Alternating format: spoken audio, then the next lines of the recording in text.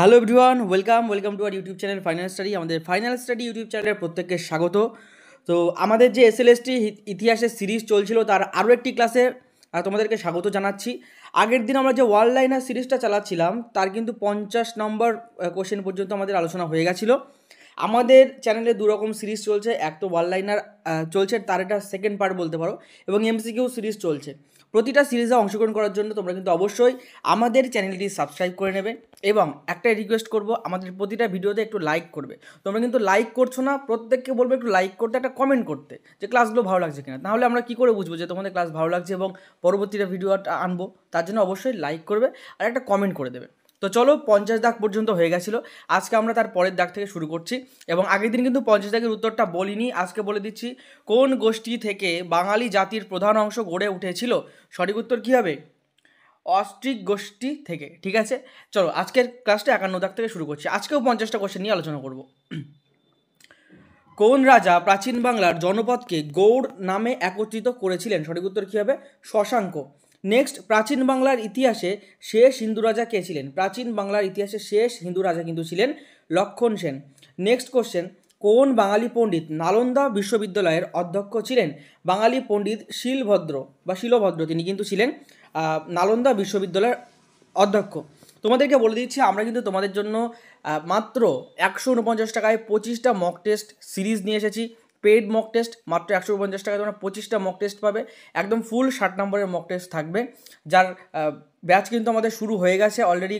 5টা mock test হয়ে গেছে। তোমরা যারা যারা চাইছো আমাদের মক টেস্ট সিরিজে অংশগ্রহণ করতে, পেইড মক টেস্ট খুবই ন্যূনতম প্রাইস রাখা হয়েছে, এবং একটা wide range of practice set তোমরা পাবে। ঠিক আছে, তো তোমরা যদি চাও জয়েন করতে পারো। নাম্বার তোমরা স্ক্রিনের উপরে দেখতে পাচ্ছ, যে কোনো নাম্বারে তুমি শুধু হিস্ট্রি এসএলএসটি মক টেস্ট লিখে মেসেজ করবে, কল করবে না প্লিজ কেউ। ঠিক আছে, মেসেজ করবে, আমরা আমাদের থেকে তোমাদেরকে রেসপন্স করে দেবো, তোমরা তারপরে পেমেন্ট করে জয়েন করতে পারবে। ঠিক আছে, পশ্চিমবঙ্গের প্রচুর স্টুডেন্ট আমাদের ব্যাচে কিন্তু যুক্ত হয়েছে। আমাদের ফার্স্ট ব্যাচ ফুল হয়ে গেছে, সেকেন্ড ব্যাচে কিন্তু মক টেস্ট সিরিজটা চলছে। যে মক টেস্টগুলো হয়ে গেছে সেগুলোও তোমরা পেয়ে যাবে, তার অ্যান্সার কি পেয়ে যাবে, এবং আগামী যে মক টেস্টগুলো হবে সেগুলো তো পাবে। ঠিক আছে, তো চলো ক্লাসটা শুরু করি। যারা যারা চাইছো যোগাযোগ করার নাম্বার তো দেখতেই পাচ্ছ, বা ডেসক্রিপশনে পেয়ে যাবে, যোগাযোগ করে নেবে। বিদিশা কোন রাজবংশের রাজধানী ছিলেন? বিদিশা কোন রাজবংশের রাজধানী ছিল? সঠিক উত্তর কী হবে? শুঙ্গ বংশের রাজধানী কিন্তু ছিল। নেক্সট, কৈবর্ত বিদ্রোহের কোন রাজার আমলে হয়েছিল? কৈবর্ত বিদ্রোহ কোন রাজার আমলে হয়েছিল? সঠিক উত্তর কী হবে? দ্বিতীয় মহিপালের সময় কিন্তু হয়েছিল। যেহেতু সময় খুবই কম, আমরা একটু স্পিডে চলে যাব। ঠিক আছে, এবং তোমাদের যদি সাপোর্ট পাই, ভালোবাসা পাই, লাইক কমেন্ট পাই, তবে গিয়ে কিন্তু দিনে 2টো করে তোমাদের জন্য ভিডিও আসবে, কারণ এখন শেষের দিকে সময়। এরপরে এইসব ভিডিওর আর ভ্যালু থাকবে না, তোমাদের কাছে এগুলোর মানে ভ্যালু লেস হয়ে যাবে। ঠিক আছে, তো আমরাও যতবারই দেওয়ার চেষ্টা করব, তোমরাও কমেন্ট এবং লাইক করে দেবে। নেক্সট কোশ্চেন, ভারতের প্রথম বাজার নিয়ন্ত্রণ ব্যবস্থা কে চালু করেন? সঠিক উত্তর কী হবে? আলাউদ্দিন খলজি। ঠিক আছে, কোন উদ্দেশ্যে করেছিলেন তোমরা কমেন্ট করে জানাবে যে আলাউদ্দিন খলজি কোন উদ্দেশ্যে বাজার নিয়ন্ত্রণ শুরু করেছিলেন। আলেকজান্ডার ভারত আক্রমণ করলে কে তাকে স্বাগত জানায়? আলেকজান্ডার যখন ভারত আক্রমণ করে তাকে স্বাগত কে জানিয়েছিল? তক্ষশিলার রাজা অম্বি কিন্তু তাকে স্বাগত জানিয়েছিল। আলেকজান্ডার কবে ভারত আক্রমণ করেছিলেন? সঠিক উত্তর কী হবে? 327 খ্রিস্টপূর্ব 327। ঠিক আছে, মৌর্য বংশের পতনের পর কোন বংশের উদ্ভব হয়েছিল? মৌর্যের পরে অবশ্যই এসেছিল শুঙ্গ বংশ কিন্তু এসেছিল। বাংলার কোন নবাব রাজধানী মুর্শিদাবাদ থেকে মুঙ্গেরে স্থানান্তরিত করেছিলেন? মীর কাসিম। সঠিক উত্তর হবে মীর কাসিম। মীর কাসিম রাজধানীটাকে মুর্শিদাবাদ থেকে মুঙ্গেরে কিন্তু স্থানান্তরিত করেছিল। নেক্সট কোশ্চেন, নিমাই পণ্ডিত কার নিকট শিক্ষা লাভ করেন? সঠিক উত্তর কী হবে? শ্রী ঈশ্বরপুরী, তার কাছে কিন্তু তিনি শিক্ষালাভ করেছিলেন। একটা কথা বলে দিচ্ছি, আমাদের এই সিরিজে কিন্তু 1000টা কোশ্চেন আসে। এর আগে আমরা 500 কোশ্চেনের সিরিজ করিয়েছি, এখানে 1000টা কোশ্চেন আছে, এবং প্রতিটা কোশ্চেন কিন্তু ইম্পর্টেন্ট। এবং এর পরবর্তী ভিডিওতে কিন্তু ইউরোপীয় ইতিহাসের উপরেও আমাদের চ্যানেলে সিরিজ আসবে। সেই জন্য বলবো তোমরা কিন্তু ভিডিওগুলো প্রতিটা দেখবে, প্রতিটা ভিডিও। মীরার ভজন কোন ভাষায় লেখা? মীরার ভজন কোন ভাষায় লেখা? সঠিক উত্তর কী হবে? ব্রজবুলি ভাষায় কিন্তু লেখা।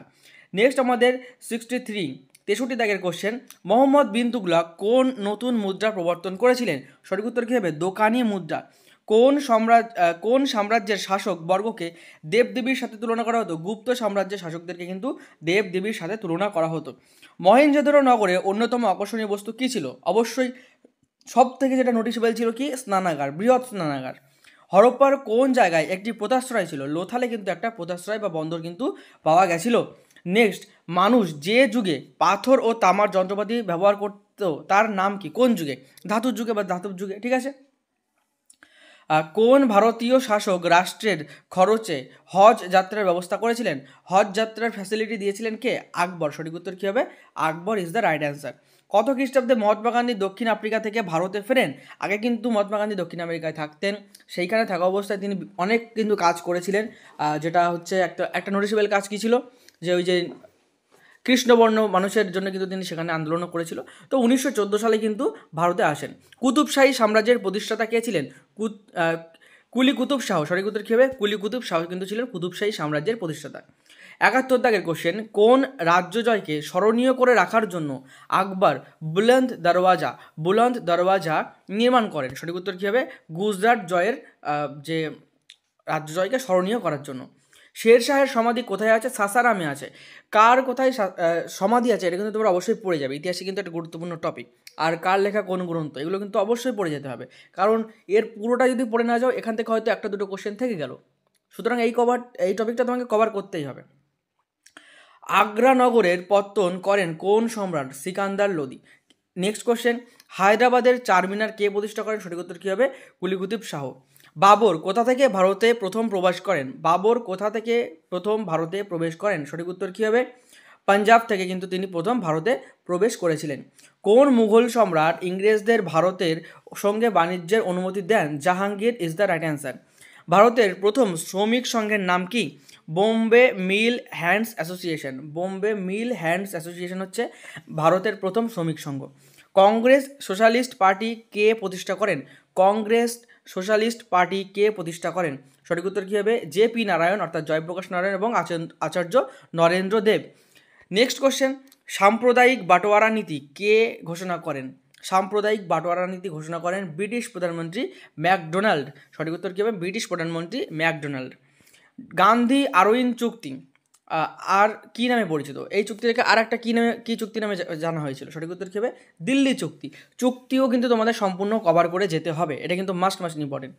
নিউ ইন্ডিয়া ও দি কমনওয়েলথ সংবাদপত্রদ্বয়ের সম্পাদক কে ছিলেন? দুটো পত্রিকা একসাথে দিয়েছে, পরীক্ষায় একটা একটা করে দিতে পারে, যে নিউ ইন্ডিয়া পত্রিকার সম্পাদককে কিংবা দি কমনওয়েলথ পত্রিকার সম্পাদককে। সঠিক উত্তর কিন্তু হয়ে যাবে অ্যানি বেসান্ত, ঠিক আছে।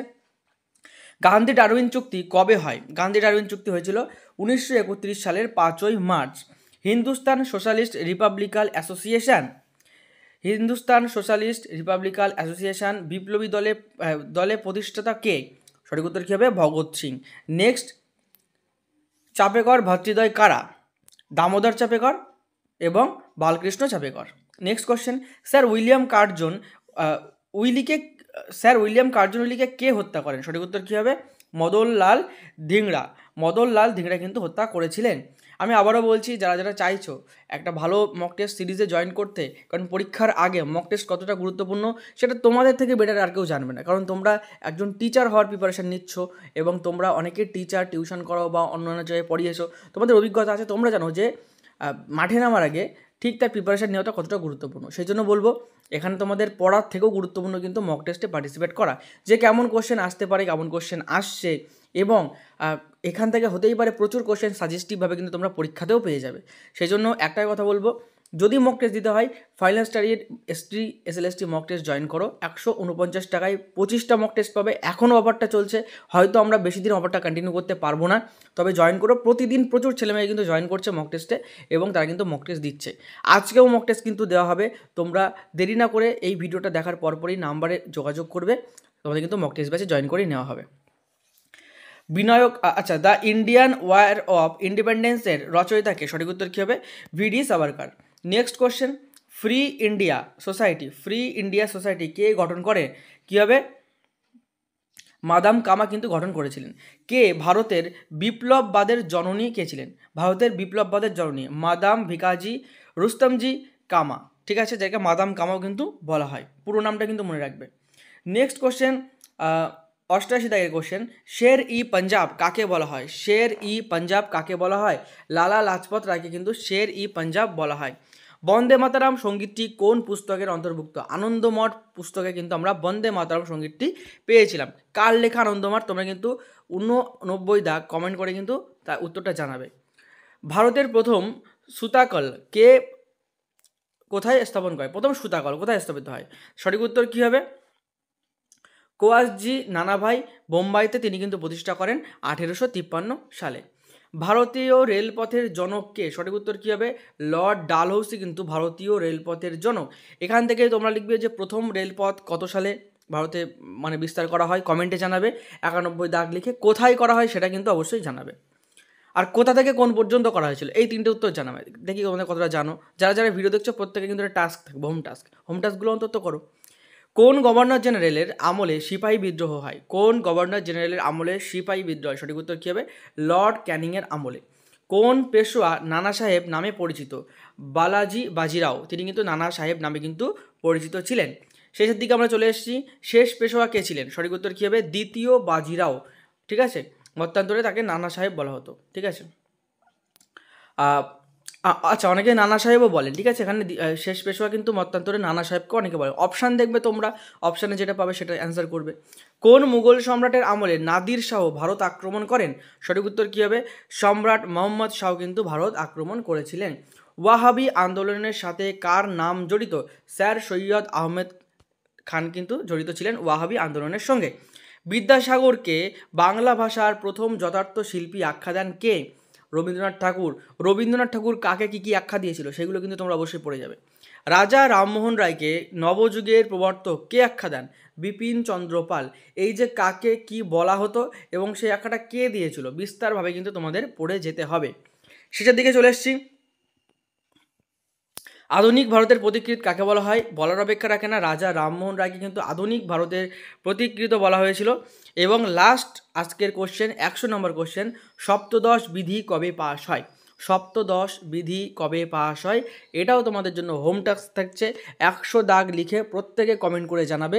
যারা শেষ পর্যন্ত ভিডিওটা দেখলে প্রত্যেকে লাইক করে দেবে। এবং আমাদের পরবর্তী মক টেস্ট যেটা আসবে চ্যানেলে সেটা তোমরা অবশ্যই পার্টিসিপেট করবে। যদি paid mock test, full mock test 60 নম্বরে দেখতে চাও তাহলে কিন্তু অবশ্যই আমাদের সাথে যোগাযোগ করবে। আমাদের চ্যানেলে এবার থেকে কিন্তু মিনি মক টেস্ট আসবে। পেইডগুলো শুধুমাত্র আমাদের পেইড যে ব্যাচটা করা হচ্ছে সেখানেই দেওয়া হবে। প্রাইসটাও কিন্তু যথেষ্ট ভ্যালুয়েবল রাখা হয়েছে, যথেষ্ট অ্যাফোর্ডেবল রাখা হয়েছে, তোমরা কিন্তু অবশ্যই পারচেস করতে পারো। এবং একটা কথা বলছি, তোমরা যদি বেশি বেশি করে কমেন্ট করো, লাইক করো, তোমাদের ইন্টারেস্ট যদি আমরা দেখি তাহলে কিন্তু আমরা প্রতিদিন সকালে আসবে আমাদের ওয়ান লাইনার সিরিজ এবং প্রতিদিন সন্ধ্যেবেলা বা বিকেলের দিকে কিন্তু আমাদের আসবে এমসিকিউ সিরিজ বা মক টেস্ট সিরিজ। আশা করি তোমাদের জন্য সেটা বেশি হেল্পফুল হবে। তার জন্য লাইক এবং কমেন্ট কিন্তু করতে হবে। যে কমেন্টে লিখতে হবে হ্যাঁ 2টো করে ভিডিও চাই। পরবর্তী ভিডিওতে দেখা হবে। ততক্ষণ পর্যন্ত সুস্থ থেকো, ভালো থেকো, পড়াশোনা করতে থাকো আর এই নম্বরে যোগাযোগ করে মক টেস্টে এনরোল করে নাও।